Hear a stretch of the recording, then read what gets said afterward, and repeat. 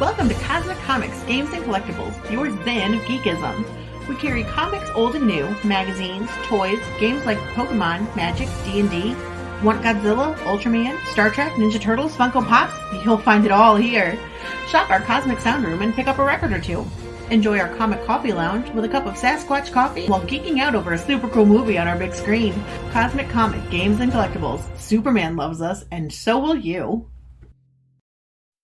Hi everyone, Daphne Lage here. Join Nita Lanning and me on the Ragin' to the Vlogs show, where we talk about everything, nothing, and all the bits in between. Looking for hour-long conversations about indie comics, social media marketing, and crowdfunding, with the occasional rant and story time? Head on over to the Ragin' 2 channel on YouTube, Mondays through Fridays at 11 a.m. Eastern to join in the chat. Hit the button.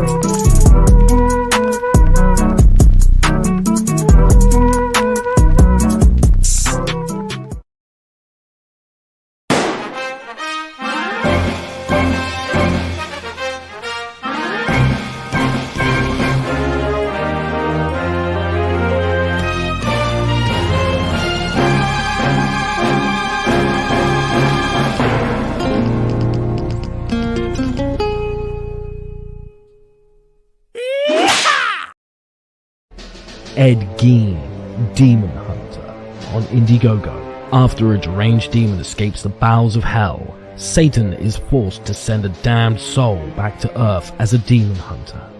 Armed with a sacrificial dagger, Ed returns to his old stomping ground to capture the demon before the universe is destroyed. Ed Gein, Demon Hunter. Issues 1 and 2 available now on Indiegogo. Prepare for the ultimate face-off. We've crossed paths more than once. I've whispered in your ear, shown you harmless little temptations. I am unknowable, yet you know me intimately. But you can always know me better. Collected here are 20 twisted tales that will thrill, chill, incite, and delight you from some of the most imaginative minds your species has to offer. This exclusive Indiegogo printing of The Devil You Know Better will be limited and numbered, with signatures from Mike Barron and Hart D. Fisher. Stretch goals achieved for this campaign will add interior chapter illustrations by Stefano Cardacelli. The Devil You Know Better. Back it on Indiegogo today, while you still can.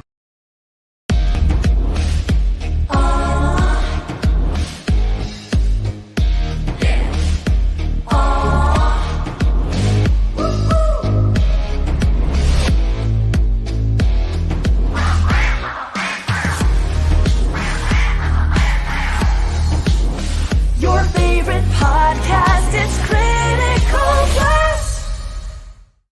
And somebody should put that on a t-shirt. I would certainly buy one. We'll put it in the store, and maybe you would too. Just walk around telling everybody your favorite podcast is Critical Blast. Good evening, everybody. I am RJ Carter, Senior Managing Editor here at criticalblast.com, myopic proofreader for Critical Blast Publishing, Chief Envelope Licker for Critical Blast Logistics, and I do answer the phones for your IT questions on your crowdfunders for Critical Blast Consulting. It's true. We just keep making them up and growing into new niches. And you guys just keep presenting opportunities. So thank you for everything you do. Tonight, we are going to go into a crowdfunder of a different kind. We are going to be speaking with author Misha Burnett about his new book coming up here. And if you didn't see it in the little title here, it's I like this because an atlas of bad roads, that puts me in mind of so many things that could, so many small town horror kind of situations. I don't know what it's about yet. I'm going to find out. So to answer those questions, we're going to welcome Misha to the studio. Mr. Burnett, how are you, sir? Oh, I'm doing all right. Am I coming through okay? I'm concerned You about. are, absolutely. Okay. I can hear you just fine. Folks in the chat, if you have a difficulty hearing, then please let us know, because you're the ones who really got to hear it the best. And yeah, Woody, you're right. We don't do it all. I don't do Windows. That's not going to be on my list of things yet. But you do a lot, Misha. You've got a plethora of books. When you sent me the list of titles that you'd worked on in the past, and I ended up settling on the last one for the graphic that we made. But how long you been at this game here? How'd you get into it and all that? I think my first novel, I think I published in 2007, which would be 14 years ago, 15 years ago. Holy cow. Time flies, doesn't it? Yeah. When I first started writing, just like everybody else does, I was novel focused, and I thought I had to have a series, and I did. I ended up publishing 4 novels, and I'm not unhappy with them. But short stories are really what I want to do, and where I think my talent lies. I've got, and it's a lot harder to have benchmarks for your success when you're doing short fiction. But a couple of years back, I decided that I wanted to do 3 collections of my own work. 1 science fiction, 1 fantasy, and 1 horror. And this is the 3rd of those. This is the horror collection that's coming out. I nailed it from the title. All right. Yes. The theme came through. Yeah, horror and poetry, actually, which is kind of a risk. Each story has got a poem in front of it. It's not exactly linked to it, except kind of by theme or but Kursova is willing to put up with a lot of craziness from me. And I said, look, here's my collection of short fiction, and I want to put poems in it. And he was like, okay, we'll do that. What the heck? Hey, it worked for Edgar Allan Poe rather well. It worked for a lot of people. As a matter of fact, I think that writing formal verse, poetry that actually rhymes and has, some kind of a rhythm scheme to it is one of the best things you can do for a writer of prose. And, people look at the old Pope writers and they're like, wow, they're so succinct. They're so clear in their writing. Well, these guys had to write sonnets in high school and grade school, and they got beat into them. And it teaches you economy of style. It teaches you, oh shit, I've got 10 syllables to get across what I want to get across. It automatically makes you cut out extraneous words. So writers have a different attitude toward the assignment that teachers would give, because teachers would give you, I want 500 words on this topic, and 90% of the class is going 500. I can't. And the writer in the class is going, seriously, I have to limit myself to 500 words. What am I going to cut? Yeah, exactly. My topic sentence is 500 words. Okay. Yes. That's just the introduction. Come on. Yeah, no, and you see that, there's these days flash fiction is a thing, and I see calls for submissions. We're looking for stories under 1,500 words. Well, I write, a guy walks into a bar and I'm already over 1,500 right there. Yeah, exactly. So, but this is a collection of horror. Some of them have been previously published. I had a collection. My first collection actually was called Dual Visions, and it was 5 stories by me, and then 5 stories by another author, Louise Sorensen, that I liked her work, and I said, I don't have enough for a collection for myself. You want to go in with this? And the 2 of us pitched that to Kursova. I guess 7-8 years ago now, and so those 5 stories, because that collection is now out of print, but those 5 stories are going to be in an Atlas of Bad Roads, as well as a number of others, some of which have been published in different periodicals, and some of which have never seen the light of day until now. So what were you doing before you got your first novel published? I mean, was this something like, your whole life was like, I can't wait till I can write my novel, or I'm the same thing I'm doing submitting now, my whole which life? is building maintenance, hasn't really changed my life that much. No, but you can think a lot while you're doing that. Oh yeah, and people are always, I get a lot of compliments about, wow, this is so realistic. Your descriptions and all of the details of how the buildings are put together and how things work. How do you research all this? It's like, that's my day job. I do Yes. plumbing, electrical work. That's what I do for a living. And so consequently, a lot of my heroes are plumbers and electricians. I like ordinary people. Nintendo's made a lot of money with a plumber. So there's absolutely nothing wrong with having that for a hero.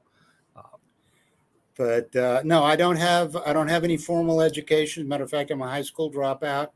I've done a lot of different jobs. Drove a cab for a while. Was a locksmith for a lot of years. Just basic blue collar grunt work, which again I think influences how I see the world and how I write and how my characters interact with the world. And I like to think that makes my work very approachable. Yeah, I mean, you can have natural sounding conversations in a taxi cab. You can have a realistic picking of a lock. You've got all kinds of life experience here that can contribute to writing in various forms. So unfortunately, I don't have any stories about middle-aged college professors, running around with their students or anything. Just seems like so many people go to school to learn writing, and unfortunately all they know is school. Yeah. Which actually I do too, because I did maintenance at a university for a lot of years. But it's I think a lot of times people are writing for the other people in their writing class. They're writing for their instructor. They're writing for the MFA committee. MFA committees don't don't buy a lot of books. There's not much of a market there. And they certainly don't approve the books that tend to appeal to the mass market. It's kind of like the Oscars, everybody's sitting at home after having gone to the movies all year long. And they're like, what movie won? Did we see that one? Yeah. I remember what killed the Oscars for me was Lost in Translation. Because, best screenplay for Sofia Coppola, right? Like, if she'd been named Sophia Smith, would that have won? I mean, No, the wouldn't have been first made. 10 minutes is a picture of Scarlett Johansson's butt, which is cute, but it's not great writing. Yeah, it's not great. I could watch 30 minutes of that probably. So I'm not big into critical accolades or not even going to go into the whole Hugo Nebula. We're not going to go there. They've all become worthless, really. It doesn't impress anybody except the people who really, really want one and are competing against you. But I mean, if the president of the SFWA wins a Hugo Award for what is essentially Star Trek fanfic, and this is the same award that was given to Dahlgren and The Left Hand of Darkness and Dune, and it's just sad. Yeah, I pay no attention to those awards anymore. What matters most is what your fans say when they write reviews on Amazon or otherwise. The people who gave money, they've got a right to say something about the book, and Right. their word means something. That little verified purchase tag on Amazon means everything when you see a review. So tell us a little bit about you write in all the different genres. You said you write the fantasy, you write the science fiction, and you write the horror. Where do you find yourself leaning toward most, or is it just whatever calls you at the moment? Pretty much whatever calls me at the moment. If I had to, and this is one of these things because everybody always wants to know, well, what kind of writer are you? And I'd say my preferred genre is EC horror comics, House of Mystery, House of Secrets. Oh yes, Tales from the You've Crypt. been watching my podcasts. I'm always talking about why can't we get good anthology horror comic books back like the DC set that they used to have in the 70s and 80s. And I love that kind of twisted poetic justice. I've written several stories that are just basically, I want a story that the Crypt Keeper would tell, that ends with that creepy laugh.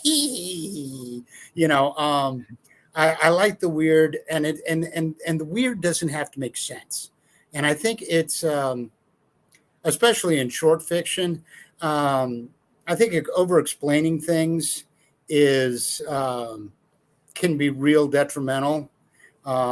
Because I'm not reading a textbook here. I'm reading a story. The example I like to use is you've got a guy who's being chased by a giant spider through a parking garage. Okay, the question that the reader wants, you want the reader to be worried about is not where did the spider come from, or how does it live, or how come the square cube law doesn't make it squash. The question you want the reader to be concerned with is, does it get the guy or not? Does he get away, or does the spider eat him?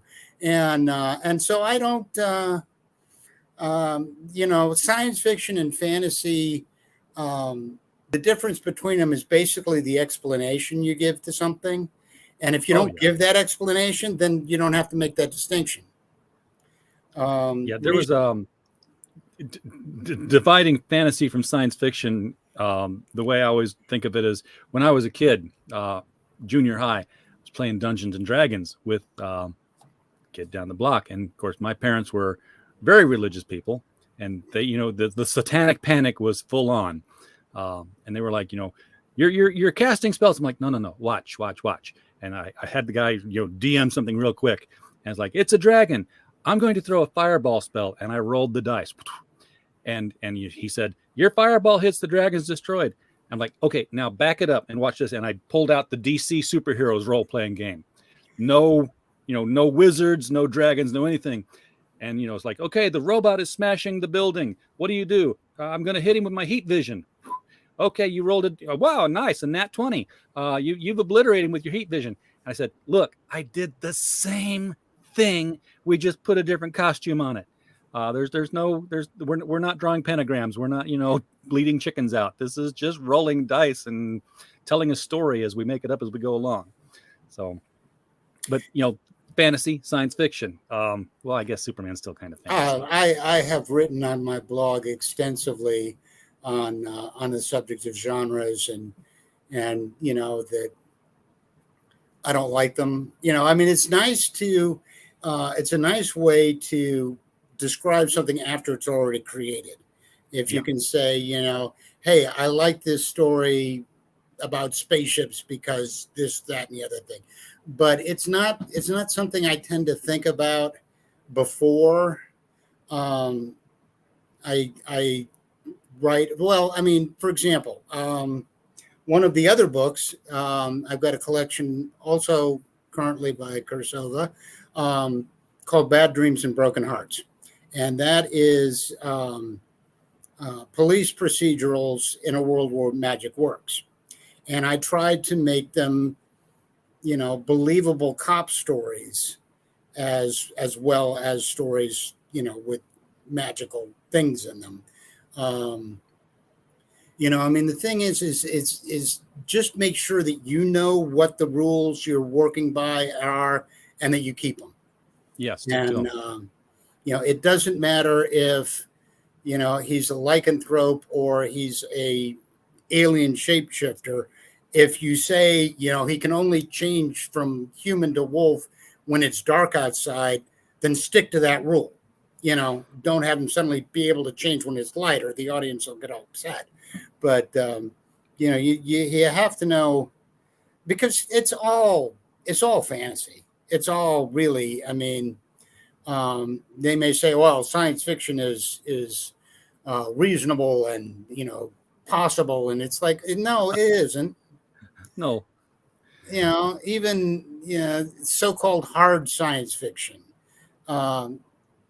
It contains things that don't really exist and can't really exist, or else it wouldn't be science fiction. It'd be, technological thriller like Nichner and those guys write. Yeah, you've got to use science that exists and is being applied today. Then yeah, it's just a suspense thriller. This device used to be a science fiction device 40 years ago. 50, how does it? 30, 60 years ago now?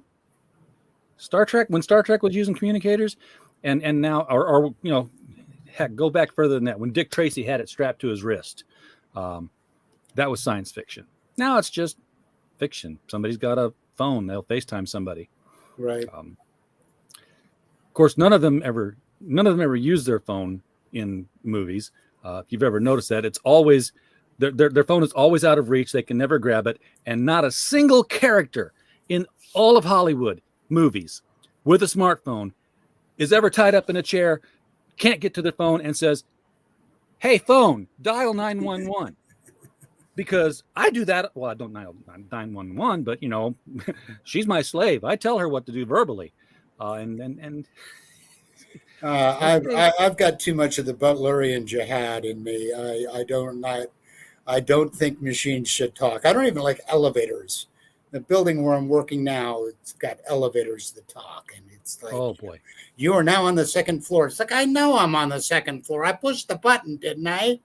Yeah, well, remember there was a period when cars were being made to talk, and I'm sure it was because Knight Rider was so popular. But I remember my parents had a K car, and it was all like, "A door is ajar. The door. Please fasten seatbelts." Yeah, it's that went away. It was a fad. Nobody liked it. Now it's all OnStar. Well, I mean, the thing is that I think one of the lessons that later generations will learn from the first part of the 21st century is just because you can put a computer in something doesn't mean that you should. I mean, there was a friend of mine who had a car radio installed in his van with a remote control. It's like, where are you going to be driving this car from that you need the remote control to change the station? Well, it was a van, you said. Well, it was a van. Okay. And it's like, okay, yeah, you're sitting in the back of the van and you can't get up and walk to the front and hit the button, You may not want to get up and walk to the front if you're in the back of a van. I mean, come on, guys who own vans. But I mean, the thing is that okay, so maybe that wasn't a great example, but the thing is there's a lot of stuff that's computerized that there's absolutely no reason why it should be computerized. Yeah, washing machines. Now, okay, this is one. Now, even as a potential Luddite, I have to say we have a washing machine that has a feature that is awesome. It has got a delay function, so you can set up the load and put it so that it'll start in 2 hours. So you can start your laundry in the morning and then be able to take a shower, and because it doesn't kick in right away. That's awesome. But in general, cool. What do you think about the refrigerators that have the computers in them that you because I've got one at work. The door to the refrigerator is a smart panel, and you can it's got the calendar on it, and you can write on it and send emails from it on the fridge. Well, I mean, they don't do the thing where you just write something on a piece of paper and stick a magnet to it anymore, I guess, Nope. Infinite canvas. You can just swipe to the next page. Put your pictures on it. I like bimetal strips and mercury switches. Okay. I have had so many problems with buildings that have got computerized climate control systems that just, it's like, come on, there are certain things that should not be controlled. As a matter of fact, in my, if it's rocking, don't come knocking, that would be about the van. Yes. In my collection of science fiction stories that I did for Kursova, Endless Summer, I've got a story in there about computer controlled cars, so-called self-driving cars. And what happens, when you encounter the blue screen of death going 60 miles an hour down the highway. Exactly. So a $200 chip makes a $20,000 car useless. Exactly. Yeah. And they're impossible to replace. I think somebody in Star Trek needs to write a story explaining why there was a reversal in technology. If they want to keep everything canon, because, Star Trek The Next Generation, it was like verbal computers and touch screens and swipe screens, and Star Trek Enterprise had, modern technology plus, a little bit more. Had the teleporters, obviously, was first experiment with those, but they had touch screens and computers that were controlled. Original series, we're pressing buttons and flipping switches and rolling tape. Why? What happened? because y'all rolled it back for a bit and then said, okay, it's okay to move forward again. Well, considering how often they encountered things that made them bounce around the cockpit, I would think that if you're in a combat situation in a spaceship, that you would be much more likely to accidentally activate something that was a touch screen control than if you actually had to physically press the button. I mean, it's the same thing as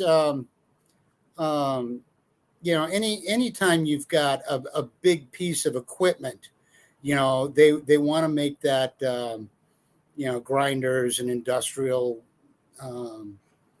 machinery.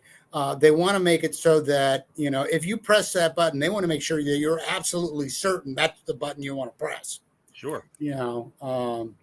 And I could just see, in the original series, they've got touch screens and they get hit by a photon torpedo. Everybody bounces around, and Sulu accidentally flies them into a black hole by putting his hand on the screen. Activated warp drive just sped us all the way up. Yeah. And it's also it's easier to replace a failed switch with a working switch than it is to so, well, can we fire the torpedoes yet? Yes, sir, but we have to reboot the launch system. Yeah, that's another thing. Yeah, I could just see.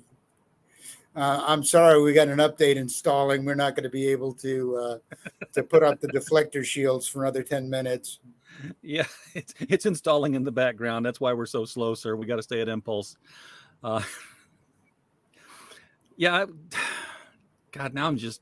Anytime I talk with other writers, I start getting all kinds of ideas for things that need to be written, and I'll never write them. Don't say that. I mean, I've written enough to know what writing is like, and it's just like now I've got everything else gets in the way. Well, okay, that's your choice. Yes, it is. Yes, it is. Someday I shall write again. I do have more books that need to be written. I've got at least 2 more Destroyer novels in me that have to come out. So someday, it's amazing how much time, how fast it passes between the books. Where you're like, yep, that's going to be the next one I'm going to get to. Haven't got to it. Holy cow, it's been a long time since the last book. And it doesn't slow down for you. The new book. The new book, yes. The Map of Bad Roads. Atlas of Bad Roads, yes. That is horror. And horror is kind of a catch-all. because it's defined by a mood rather than, I mean, you can have technological horror that's science fiction. You can have supernatural horror that's fantasy. But I mean, the thing is, you can have, and a couple of the stories are actually nothing supernatural or untoward is happening in them at all. It's just purely human monsters.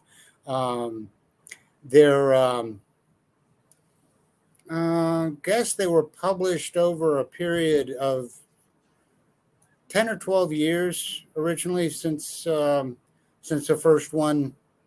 I think the first one chronologically would have been 2011, 2010 maybe. Anyway, the title came from I tend to use real places in my stories, just because it's easier. And I am, I grew up in the Missouri Ozarks. I have to specify that anytime I'm talking with Alec, because I say Ozark, he thinks Arkansas. It's like, no, this is the Missouri Ozarks, around totally about different Springfield area. And I've lived all over the place. Currently, I'm in St. Louis, which is the town I keep coming back to. I'll be there tomorrow night. Really? Yeah, I got family back in Belleville. Oh, okay. All right.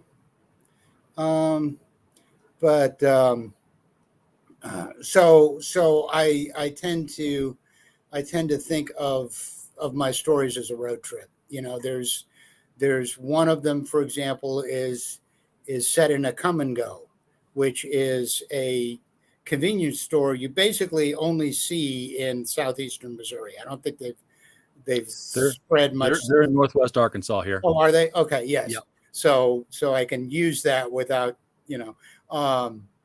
there's a real sense of place, which I think is important. It makes things real if you can, and being a locksmith, being in maintenance, I've been in a lot of buildings. There's one of my stories is set in an abandoned mall, and I know exactly which mall it is, and I've been in there, not since it was technically abandoned, but when it was at the point where there was like only one or two stores left open. Is it Jamestown? No, actually, Crestwood. Okay. But I have been in Jamestown. Yeah. Have you been in it since it was abandoned? I don't think I should answer that. Okay. There's a guy who did a video, urban archaeology stuff, and it was wild because I was like, where's this place at? Because he went in and it was like, the plants had overgrown everything, ceiling tiles had dropped, but the stores were still there. They still had some things in some of them. Right. And one of the stores was basically a geek shop. We're talking superhero t-shirts and coffee mugs and action figures. I'm like, where's this at? But he got down to the office level with his flashlight, and the lights were on in the office and the monitors were on and the phone was blinking and there was a walkie-talkie on the desk. He's like, we need to go. Yes. Yeah. But yeah, that's kind of where, and I say this in my introduction to the collection. Getting lost is a big thing in horror movies. That they tend to. How many have you seen where it opens up with the guys on the road trip in this country road someplace, and they take a wrong turn and they end up, being chased through the wheat field by the evil scarecrow or whatever. Banjo music. That's where the conceit of the title came from. That these are all trips that didn't go as planned. These are all, where you leave the real map, or you leave the comfortable, safe map, and here be dragons. Yeah. End up in places that aren't on real maps. Who was it said that I think it's from Peter Pan, about how real places are never on maps. I can't remember. But I think it's good. I think it's good. And it is getting some of these stories that were out of print back into print. And I kind of hate to do that, because I'm kind of like telling people who bought, dual visions, well, now you have to buy all those stories all over again, just like I'm friggin' Microsoft or something. But there's a lot of new stuff. And some of them have been published. I'm published in a lot of magazines, and a lot of anthologies and collections.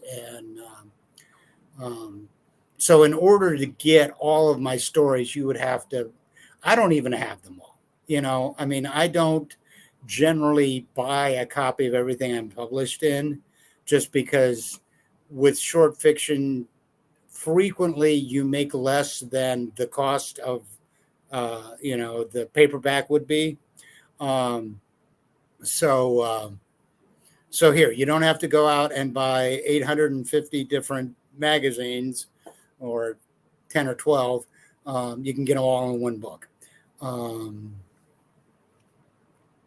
I completely forgot where I was. I like I like anthologies because I can just I can pick what I want to read based on how much time I've got to sit down and read.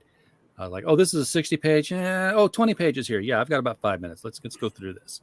And sometimes I'll just hop around by, picking that. It's like sitting in a store with 20 different books and you've got nothing to do but read them. Well, which one do you want to read first? You don't have to read them in order unless you're reading Gods and Services, in which case you do have to read them in order. That's our first fantasy anthology. And the only reason you have to read them in order is because there's a framework story around all of them, like the Crypt Keeper, and it just keeps leading from one end to the other. Then it's important, but otherwise, no. Well, I mean, the thing is, and that brings up another thing, is that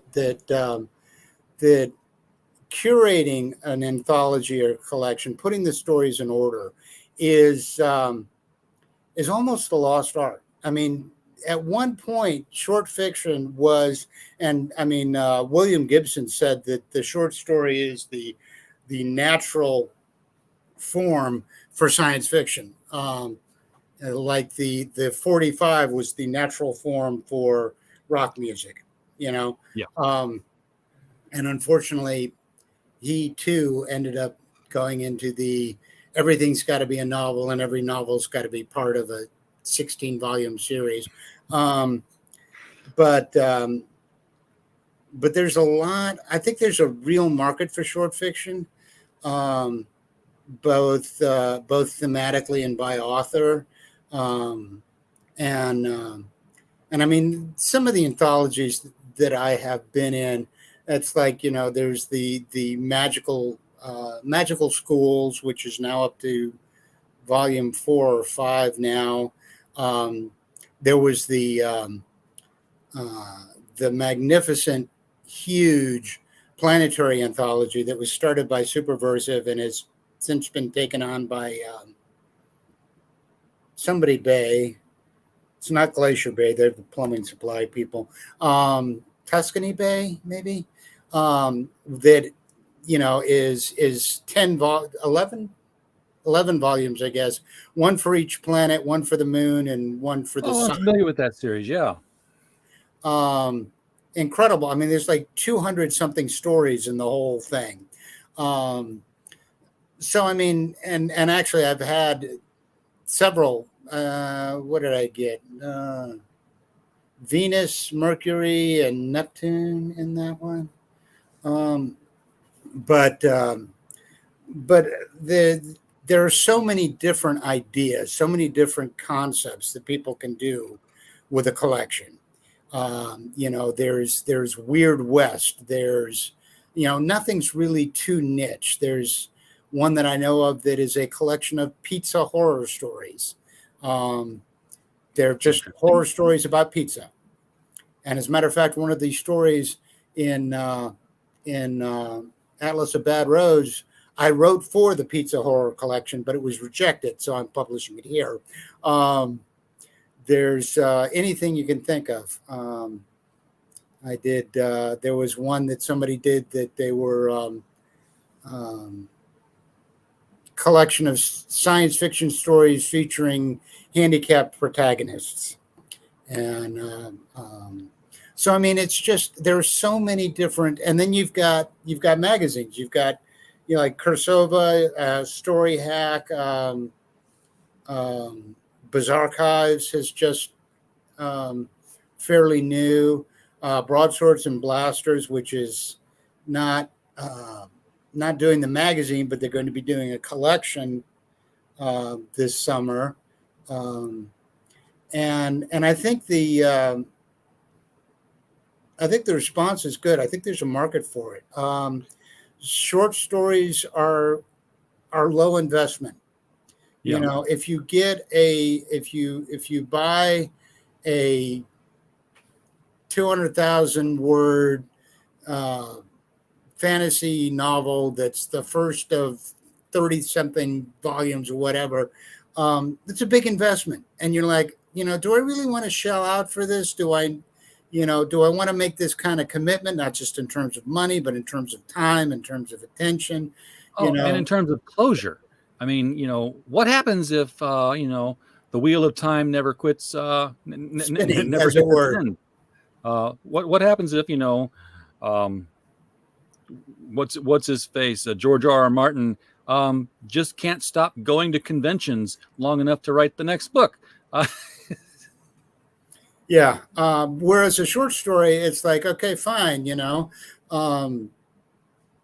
Give me 10,000 words, and I'll excite you. I'll scare you. I'll make you fall in love.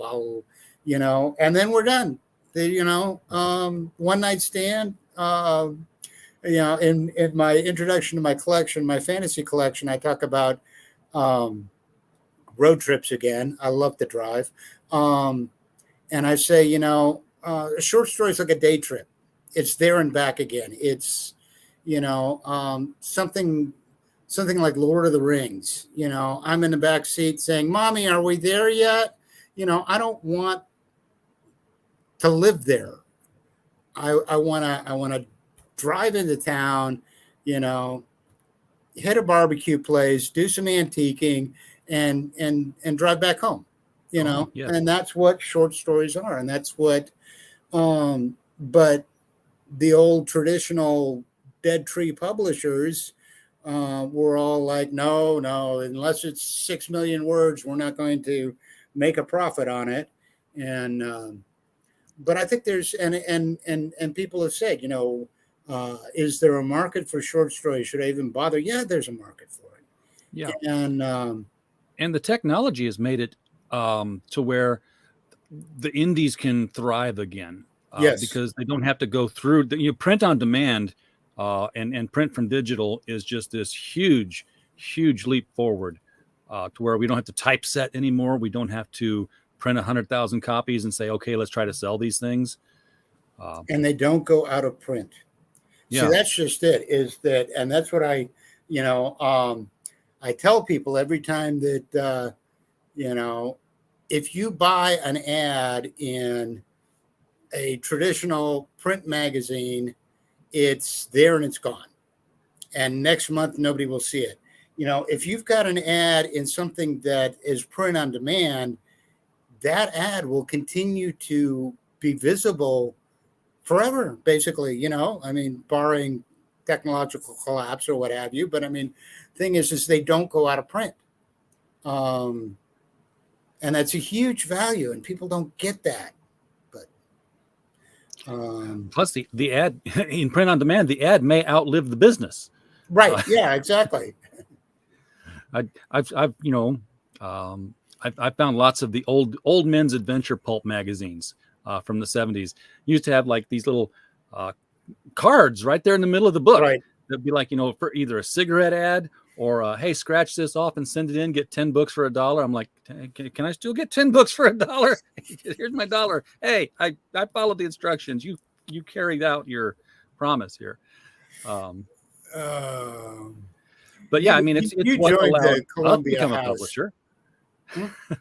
it's what allowed us to become a publisher was print on demand. That's how we, we've done 4 books under the Critical Blast Publishing imprint. We did the Gods and Services that I talked about. We did a straight up hardcover novel, YA superhero novel called Bulletproof by Stephen J. Mitchell. Right. And then we did the last 2 anthologies, the Devil You Know, and the one we are, the soft cover's out now on Amazon, but we're crowdfunding a hardcover signed and numbered edition for The Devil You Know Better. Right. And we wouldn't be able to do that if there wasn't, print on demand and do it all through email stuff. Now you've got to format it yourself. You know what? Oh, look, the cat has come to the show. Butch. Yes, that is Butch. He's got to be there. Yes. You've done your own formatting for some of your books here. I have. It's no longer. You're not done when you're finished with the William Shunn formatted manuscript. Now it's you've got to do this thing called kerning. Well, see, I got to tell you, my mother used to work for a subsidy press, and I always have to say subsidy press is different than vanity press, and the difference is subsidy press is honest. If they did a lot of local histories, where somebody would do, here's the history of St. Genevieve County, Missouri, that. Sure. There's no way that Random House is going to be interested in that. So people pay the cost to have it printed, and then they sell it themselves and put it in the local bookstore, that kind of stuff. Anyway, libraries. You do a lot of library printing. So I used to do cut and paste when it involved a razor blade and a thing of glue. I did. So I've got that kind of design background working for them. But I still don't like it. I'm not very good at it. And it's one of those things that it's amazing how much, and see, this is the coolest thing. This is why I don't want to be a self-publisher. My first 4 novels were self-published, and I'm sure both the people who read them liked them, but there's something amazing about working with somebody else, about taking my words and emailing them to somebody, and they make a book out of it. Yeah. And they see, they do the cover, they do the page design.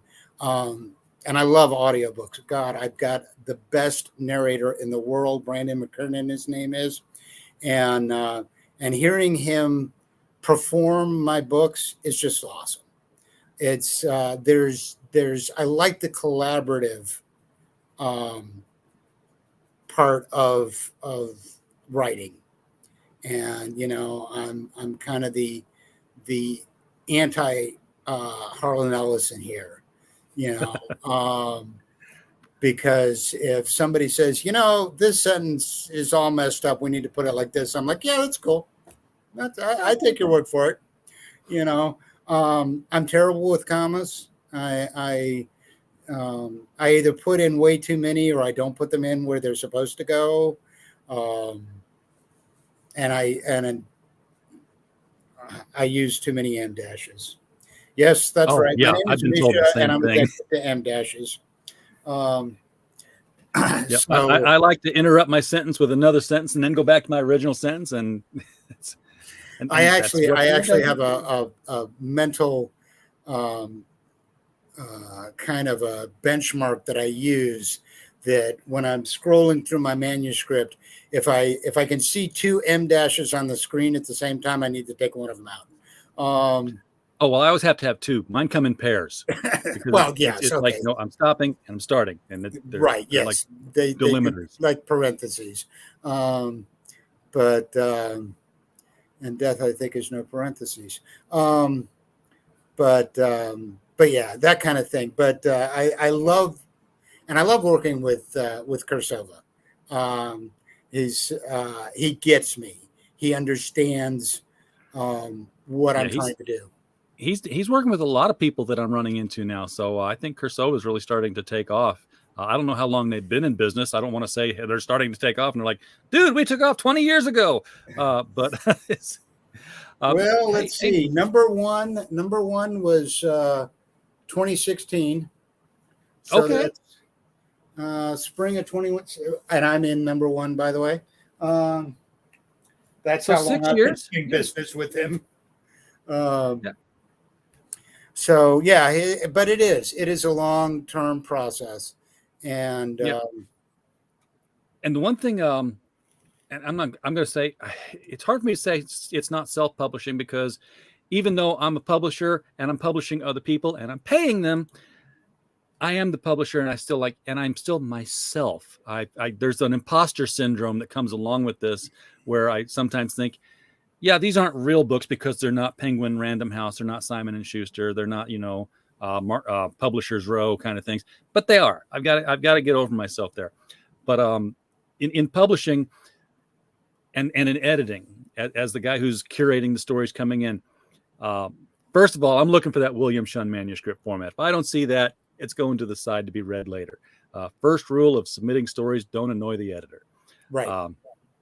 But the thing that annoys me the most is the thing that they can't help, because there's this thing in writing that everybody uses. We put that little octophone in our between paragraphs sometimes to indicate we're shifting, we're going somewhere else, we're breaking these two paragraphs apart for a reason. Perfectly fine with that. Don't mind it at all. But I guarantee you, when you put that thing into the final manuscript format, that little thing is going to appear either at the bottom of a page or at the top of a page 95% of the time. It's like, and it doesn't do what it's supposed to do when it's there. Well, what do you use? What do you edit in? I use Microsoft Word. Oh, well, there's your problem right there. I'm kerning in Microsoft Word. But because that's what I have all the templates there for the 5x8 and the 6x9, with the marginals fixed for every odd and even page, so that they don't so that they go back and forth. See, I do it all in Open Office, but that's Open Office. Well, okay, that's Microsoft Word, but for free. Yeah, basically, yeah. I stopped using Microsoft Office when they stopped giving it away free with computers. With Windows, yeah, it used to come with Windows. And it hasn't been the same since the paperclip used to tap on the screen and remind you of things. I miss Clippy. I wonder if I can get him back. But see, I used to use WordStar, where you got to yes, the ellipse is underrated and also overused and misused. Ellipsis gets used as a pause so many times. I'm like, no. That's not what it's for. And I'll fix those. And unfortunately, whenever I see them as a pause and I fix them with an M dash. Well, that's your opinion. Yes. But So- no, I used to use WordStar, where you had to use the brackets I for italics and Oh man. Yeah. way back when, where you had absolutely no clue what it was going to look like until you printed it out, and then all of a sudden you realize you forgot a close italics someplace. Your last 3 pages are all italics. Yes, I hate that. I used to use that's going way back. That was just called Publisher, and this was before Word. It was like you could drag pictures onto it and wrap the text around the picture. Oh my god, it was so cool. It looked like crap because all we had was 9-pin printers. Right. So it was like bzz, bzz, bzz. But you could make your church newsletter out of those things and come back 3 hours later and have 20 copies printed. It was, I don't know, it's been fun. I've been writing something my whole life. I wrote plays in first grade, wrote stories in 8th grade. I was a newspaper editor in college and high school. So just always having to write something. Just keep my fingers busy. Now I write tweets. That's the time suck right there. everybody's on social media expressing their opinions there instead of writing them for newspaper columns and letters to the editor, where they could get a little bit more length and mass to them. They're like, 240 characters. And it's succinct, but yeah. See, and I have a really bad habit of writing these because there's that plus button at the bottom of the window when you're writing a tweet. And so I write these long ass threads that nobody ever reads. I've encountered some of those, not yours, but yeah, there's some long threads. I if it starts out thread, I'm like, yeah, okay, scroll and go to the next one. We have the link in the video. I should have mentioned this early on, but guys, if you're watching this and you want to get in on the Atlas of Bad Roads, it is right below the video. It's not up yet. It's in pre-launch, so so you don't have to put money on it yet. Just click the launch, the notify me button, and Kickstarter will do its thing. Do you have a date in mind yet, Misha, when you're going to be putting that one out? I don't actually. That's all on Kursova. Okay. Yeah, and he has. I think it's going to be next week, but have no idea. I might have just made that up. I don't know. Do you know if it's paperback, hardcover? Yes. There's going to be a number of different. He's actually making, and I think this is a cool idea. He's making an Atlas-sized version that, he does these incredible, elegant. There's going to be a hardcover. There's going to be a soft cover. It's going to be Kindle. Probably, I'm assuming there's going to be an audiobook, assuming that my narrator can do it, which he's done everything else I put in front of him. I'm a huge audiobook fan myself. I get optical migraines, so that when I get tense, I can't read, but that's when I need to read the most.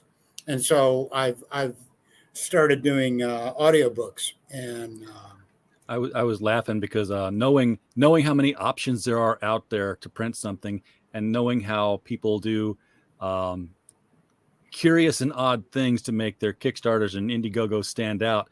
You said he was doing the Atlas size, when I'm thinking, well, at least he's not putting it on one big sheet of paper and folding it over and recording it. Because well, he isn't yet. That might be a stretch goal. I don't know. A real fold up Rand McNally roadmap, which you'd never get folded back the right way. Never get folded back right. Yeah. Well, it's interesting because I've still got all of my old. That image on the cover is from one of my old map books, because I've had so many jobs when I was on the road, and I like map books. I do not like GPSs. I want to be able to, and it's tough because it's almost impossible to get map books anymore. It's like, unless you know somebody who works for the gas company, it's like nobody makes them. GPS will try to kill you.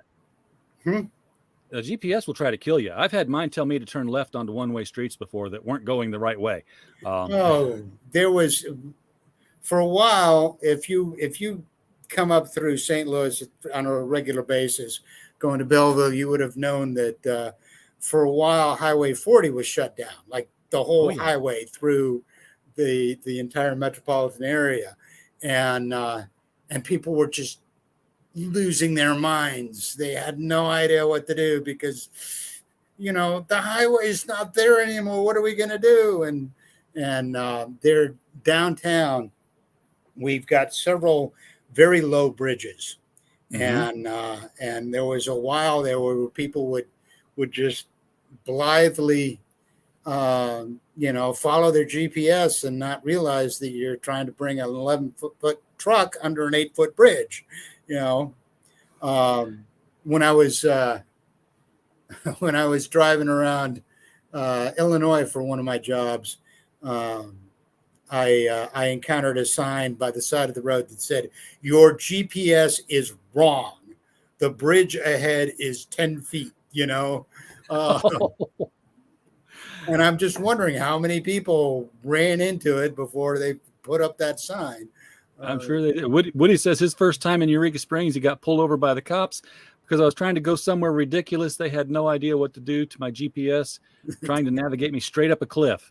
Yeah, it's like turn left, like, and Eureka Springs is where I am now. Right. So I know exactly where he's talking about. These things are sheer rock faces. You're like, yeah, I'm not going up there. Well, and see, that's what we were talking about earlier, is that just because you can put a computer in something doesn't mean that you necessarily should. I mean, I've got Google Maps on my phone, and there have been times when I've used it, but I follow it as a suggestion, not as an absolute. There have certainly been times when I realized I don't trust this machine. I don't think it has my best interest at heart. You can mess with it because I saw a picture of a guy last week. He had a little radio flyer wagon, just a little red wagon, and it was full with iPhones. What's he doing? He's walking along the side of the road as fast as a normal person can walk. Why? Because now Apple is seeing signals from however many phones were in that thing walking along the road at 1.5 miles per hour. And it's telling everybody else in their cars, hey, there's like an event on this road. Drive around it. You don't want to take this road. Because that's how they tell you, say, hey, right, there's a lot of traffic here. Everybody's phone is stopped in one place. Maybe you want to go around. So he's got a bunch of phones. He's just like, yeah, I'll just walk, make the road mine. I had to give it to him. It was a brilliant little, I haven't seen anything that brilliant since the guy who bought Where's Waldo took it home, digitally erased Waldo from all the pictures, pasted them back in, and then snuck the book back into the bookstore and put it back on the shelf. That's just evil. Well, yeah, he made a video of it too. It was like, this is beautiful. He was very professionally done. But Misha, we are at the top of the hour here. So yes, we are. Goodness gracious. Where can people find you other than the Kickstarter link below? I mean, if they want to check out your other works, do you have a website? I do, and that's WordPress, MishaBurnett.com, I think. WordPress.com/Misha Misha Burnett. Yeah, I'm on Twitter as Misha Burnett, and what is my actual? Yes, it is MishaBurnett.wordpress.com, which I don't tend to update near as often as I should. And then Twitter is probably the best place to find me. And that is just Misha Burnett, at Misha Burnett. All right. Well, I've thrown them both into the chat so people can find you that way. And it's me because it says Misha Burnett is Wising Up the Rubes, which is a William S. Burroughs reference. I just figured you were a circus performer at some time. No, that's one thing I haven't done. Although St. Louis has a circus, and we have the Flying Walindas are based in our town. How awesome is that? Yes.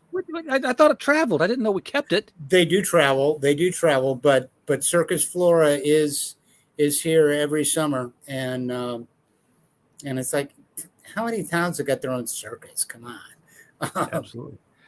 Anyway. Oh, well, we got so much there, though. I mean, and every 20 years we get a new ball stadium, so it's. Yeah, and we've got the Blues who have actually won a Stanley Cup.